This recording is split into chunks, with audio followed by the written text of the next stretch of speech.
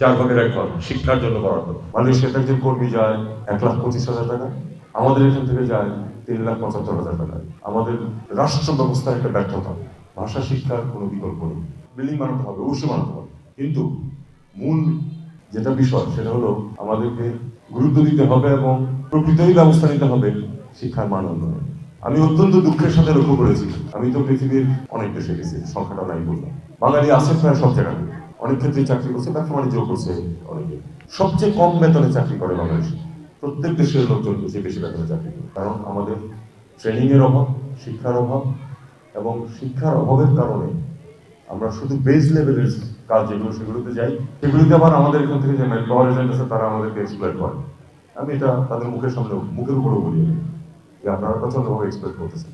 নেপাল থেকে মালয়েশিয়াতে একজন কর্মী যায় 1,25,000 টাকা, আমাদের এখান থেকে যায় 3,75,000 টাকা, একই কাজের জন্য একই বেতন। এটা আমাদের রাষ্ট্র ব্যবস্থার একটা ব্যর্থতা। রাষ্ট্র ব্যবস্থার ব্যর্থতা, কারণ এই মানুষগুলির বিরুদ্ধে আমরা কোনো ব্যবস্থা নিতে পারিনি, শাস্তির উদাহরণ তেমন নেই।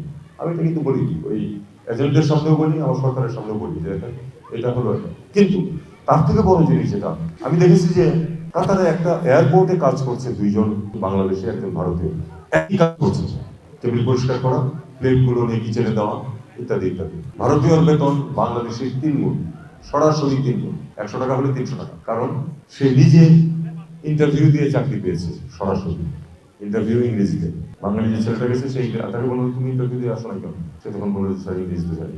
ভাষা শিক্ষার কোনো বিকল্প নেই। জাপানি ভাষা যদি কেউ L4 অ্যাচিভ করতে পারে, তার জন্য জাপানে অবারিত সুযোগ। জাপানের পপুলেশন কমছে, তোমরা সবাই জানো। 1,10,00,000 কর্মী প্রয়োজন হবে তাদের 2040 সালের মধ্যে, মানে আগামী 15 বছর তাদের 1,10,00,000 লোক লাগবে। এই শূন্যস্থান পূরণের জন্য কিন্তু নেপালে প্রচুর জাপানি ভাষার স্কুল। নেপালের পপুলেশন আমাদের তুলনায় কিছুই না। নেপাল থেকে ইতিমধ্যে 2.5 লাখ মানুষ কাজ করছে জাপানে, আমাদের এখান থেকে 30,000। নেপালের 2.5 লাখ হলে আমাদের কিন্তু 10 লাখ হওয়ার কথা, পপুলেশন যদি হয়ে যাবে। সেটা হচ্ছে না এই জন্য যে আমরা আসলে এই যে সুযোগগুলি আছে সেগুলি সুযোগ নেওয়ার চেষ্টা না করে আমরা শুধু চেষ্টা করছি যে কোনো মতে একটা শ্রমিকের কাজ জোগাড় করে বাড়ি চলে যেতে পারি না। আমি এই কথাগুলো একটু বেশি বলছি এই কারণে যে তোমাদের সামনে এই ছাত্রছাত্রী যারা আছো, তোমাদের সামনে প্রচুর সুযোগ, শুধু প্ল্যানটা দেখতে হবে।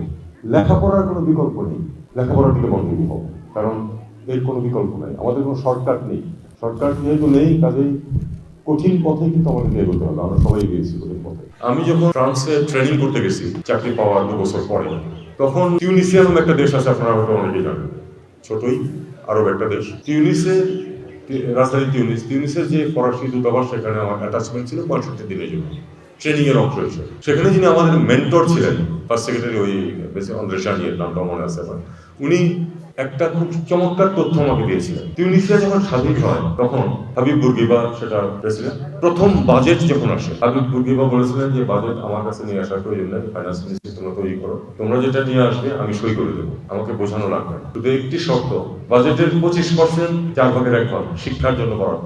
25% শিক্ষার জন্য বরাদ্দ রেখে বাকি 75% তোমরা কিভাবে খরচ করবে আমি জানতে চাই না। ফলশ্রুতি সম্পূর্ণ আরব বিশ্বের মধ্যে সবচেয়ে কম সম্পদ হচ্ছে টিউনিসিয়া, সামান্য তেল আছে নিজেদের কাজ চলে। আমাদের তো মাটির নিচে তেল নেই যে তুলে বিক্রি করে বড় লোক হয়ে যাবে। আমাদের শুধু মানুষ আছে, যে মানুষকে মানব সম্পদে পরিণত করা প্রয়োজন।